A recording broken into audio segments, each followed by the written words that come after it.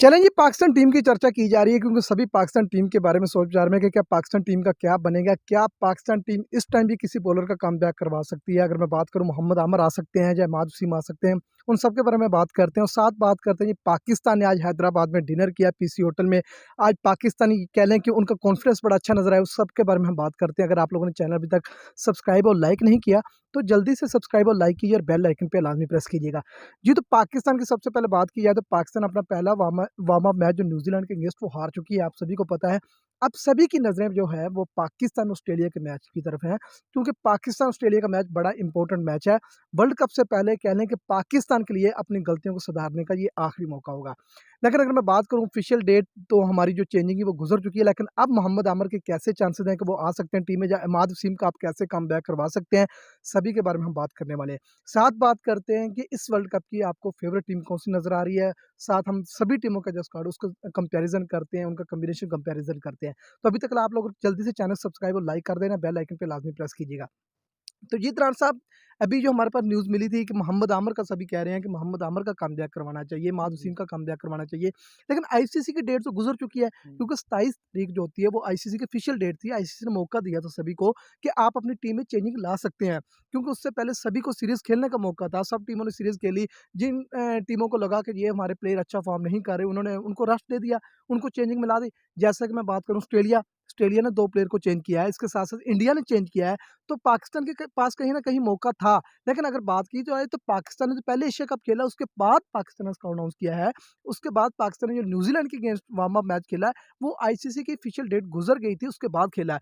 तो क्या अभी जो चेंजिंग लाई जा सकती है, वो किस तरीके से लाई जा सकती है?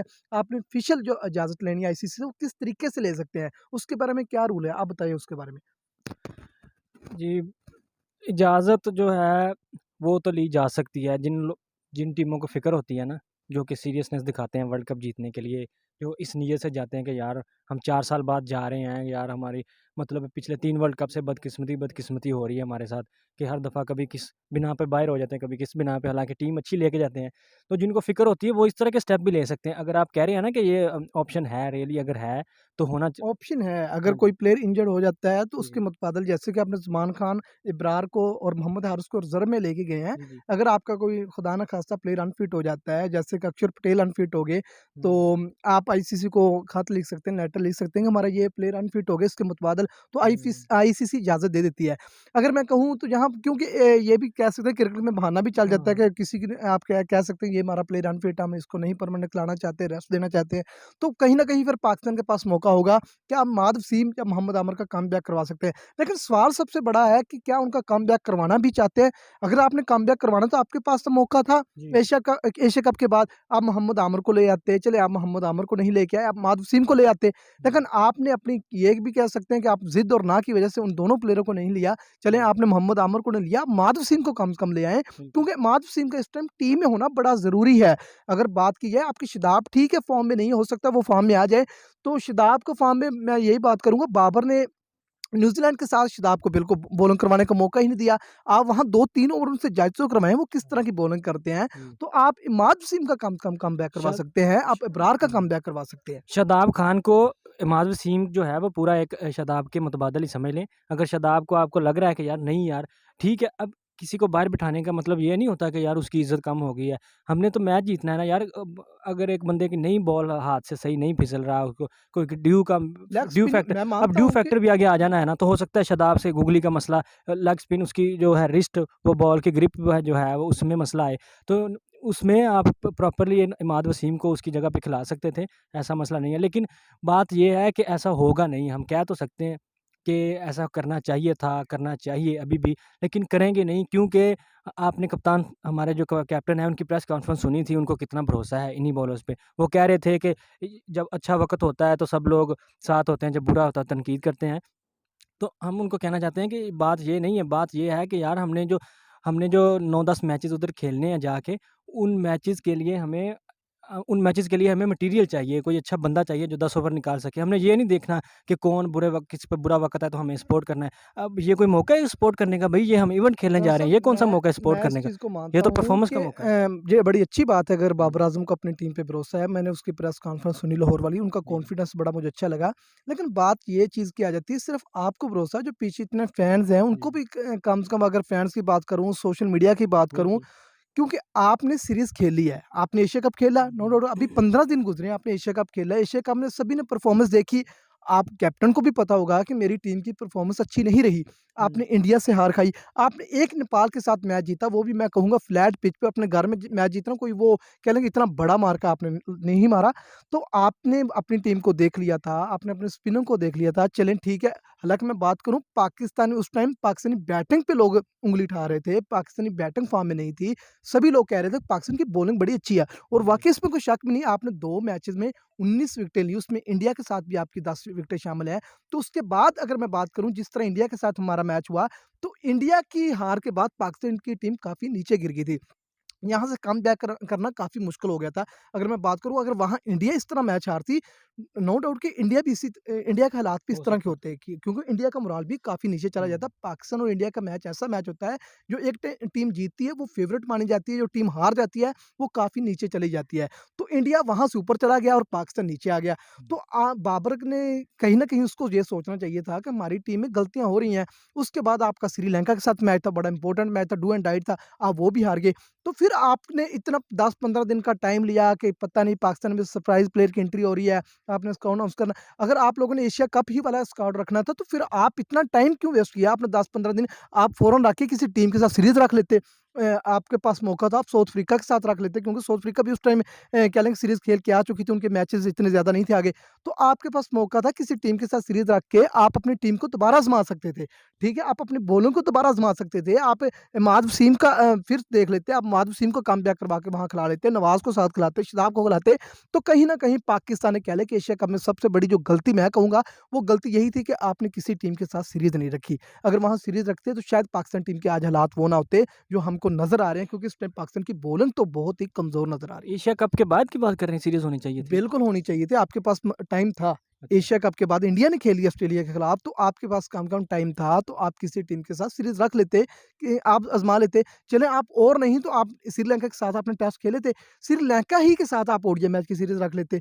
तो आपने कहीं न कहीं ये यार, कह लें गलती असल की। में बात पता क्या है, जो सबसे बड़ा मसला है कि जो सबसे बड़ा प्लेयर होता है ना, वो फिर और उसके हाथ में अगर सारा कंट्रोल दे दिया जाए, तो वो फिर हमारे जैसों की बात नहीं सुनते। मुझे तो कहना पड़ रहा है, अब क्या कहूँ? लोग कहेंगे कि जी कप्तान पे तनकीद हो रही है, लेकिन कैप्टन हमारे इंडिविजुअली फ़ेवरेट हैं, बैटिंग के लिहाज से फ़ेवरेट हैं। लेकिन मुझे जो उनकी आदत है ना, जो उनके अल्फाज से नज़र आती हैं, वो थोड़ा-सा लगता है कि जैसे उनको भी ना कोई थोड़ा-सा है कि चलो अगर तुम लोग ऐसे कहते हो ना, तो फिर मैं भी ऐसा ही हूँ। तो वो थोड़ा-सा ऐसे लगता है जैसे वो ज़िद शो करवाते हैं, मुझे तो यार, ऐसे लगता है। आपने कहा कि वो कैप्टन है, अच्छी बैटिंग करते हैं। जी। यकीन करें कि बाबर आज़म को क्रिटिसाइज़ किया गया है क्योंकि किसी भी बड़े टूर्नामेंट की मैं बात करूँ तो बाबर आज़म की परफ़ॉर्मेंस इतनी अच्छी नहीं है। हाँ नो जी। डाउट कि वो अच्छा प्लेयर है, इसमें कोई शक भी नहीं, वो रन बना रहा है। पाकिस्तान के लिए अगर हम कोई बात करें तो इस टाइम वो बाबर आज़म ही जिस पे सभी को भरोसा होता है कि वो रन करेगा। लेकिन बात ये है कि आपके कैप्टन ने अभी तक कितने रन टूर्नामेंट में किए हैं? किसी आईसीसी टूर्नामेंट को आप बात करें, आप टी20 को ले लें, आप एशिया कप की बात की जाए, 2019 वर्ल्ड कप में पाकिस्तान के बाबर आज़म ने बड़ी अच्छी बैटिंग की। आपने इम्पोर्टेंट मैच न्यूज़ीलैंड के अगेंस्ट 100 किया था। तो अब इम्तिहान बाबर आज़म का इधर भी होगा। कहीं न कहीं ये कहना भी गलती नहीं होगा कि बाबर आज़म के पास डबल प्रेशर होता है। एक तो वो कि आप कैप्टन हैं, उस चीज़ को भी लेके चलना होता है। फिर आपको ये भी पता होता है कि मैं आउट हो गया तो मेरे पीछे कौन है। लेकिन जब आप रन चेज़ कर रहे होते हैं, फिर ये चीज़ें माइंड में नहीं रखी जाती। तो कहीं न कहीं पाकिस्तान के हुँ, बाबर आज़म पे प्रेशर होगा, मैं इस चीज़ को मानता हूँ। अब बाबर आज़म पे सबसे ज़्यादा जो प्रेशर वो यही है कि आपने अपनी मर्ज़ी की टीम सेलेक्ट की है। हुँ। अब ये नहीं कि किसी पे कह जी, सकते, जी। किसी पे आप इल्ज़ाम नहीं लगा सकते कि ये टीम उस बंदे की थी, ये टीम अपनी मर्ज़ी की टीम सेलेक्ट की है, अपनी मर्ज़ी के प्लेयर लेके गए हैं। अगर अब भी आप अच्छा फ़ॉर्म नहीं करते हैं, तो सारी ज़िम्मेदारी मैं यही कहूँगा चीफ सेलेक्टर इंज़माम अल हक और बाबर आज़म के ही ऊपर आएगी। बिल्कुल। क्योंकि हफ़ीज़ जी, एक जी। दिन पहले रिज़ाइन देंगे।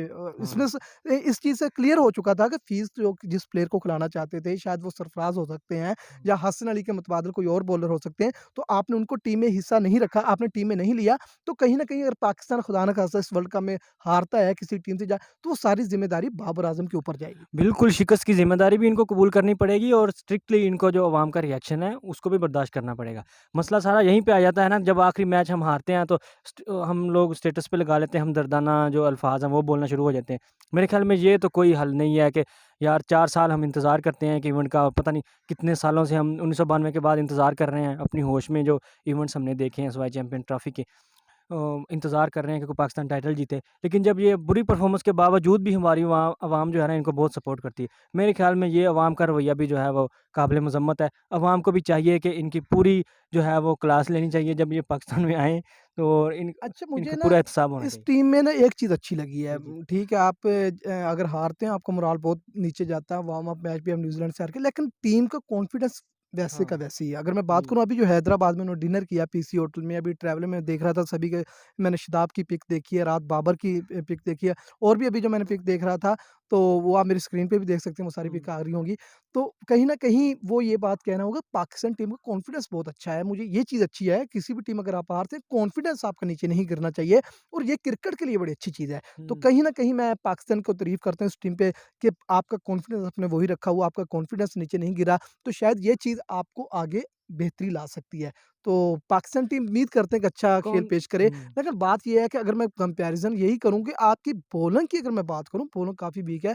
अगर ये इस टाइम जो पाकिस्तान की बॉलिंग है ना, आप हुँ। बाकी टीमों को छोड़ दें, आप अफ़गानिस्तान के साथ कंपैरिज़न करें, उनकी बॉलिंग हमसे अच्छी है, इसमें नो डाउट। आपके पास बॉलर कौन से, एक हारिस है, शहीन शाह अफरीदी अच्छे बॉलर हैं, इसमें कोई शक नहीं, लेकिन मैं शहीन शाह अफरीदी 2-3 ओवर का बॉलर मानता हूँ। उसके बाद अगर उसको फांटा लगता है शुरू के ओवर में, आप निकाल देते, विकेट नहीं मिलते इन स्विंग यॉर्कर में, तो उसके बाद वो भी रन खाता है, इसमें कोई शक नहीं, और नहीं, इंडिया पिचेज़ में एक 300 बात साढ़े 300 रन ईज़िली बनेंगे और चेज़ भी होंगे। एक बात देखने में आई है, जो मैंने ऑब्ज़र्व की है कि ज जिस दिन शाहीन शाह अफ़रीदी पहली 2-3 विकेटें ले जाएँ ना टाइम से, तो उसके बाद वो 10 के 10 ओवर भी सही करवाते हैं। उसके बाद डेथ ओवर में भी सही मैं बॉलिंग होती है, उसकी वजह इस क्या है? चीज़ को मैं मानता हूँ, क्योंकि एक आप किसी भी, ये ज़रूरी नहीं कि आप शहनशाह अफ़रीदी, आप हुँ, हिस्ट्री उठा के देखें किसी भी टीम के बॉलर की, अगर वो शुरू में विकेटें ले जाता है, उसके बाद बैट्समैन को खेलने में मुश्किलात दिक्कत हुँ, होती है, क्योंकि वो नहीं खेलना चाहता उस बैट्समैन को, वो कह लें कि बॉलर का दिन होता है। मैं विक्रांत गुप्ता का भी ट्वीट देखा था, उन्होंने भी हुँ, यही बात की थी, उन्होंने कहा शहीन नो डाउट कि अच्छा बॉलर है, उन्होंने कहा अगर शहीन को पहले 2-3 ओवर में विकेट नहीं मिलती, तो शहीन भी पूरे 10 ओवर हाँ, तक विकेट ढूँढता रहता है और रन हुँ, भी खाता है,